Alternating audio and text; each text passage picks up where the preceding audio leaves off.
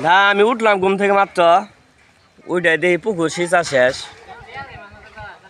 হ্যাঁ আমার ছেলে উঠে হাইরা পুকুরে মাছ মাইরে শেষ করে ফেলাইছে, অথচ আমি জানি না।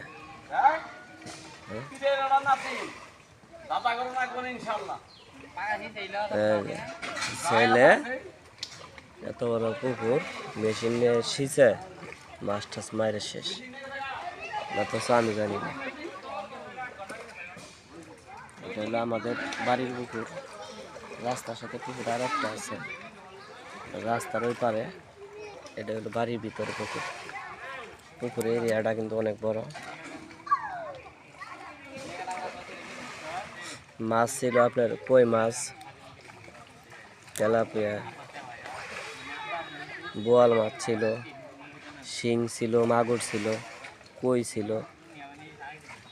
তেলাপিয়া ছিল, মলা মাছ ছিল।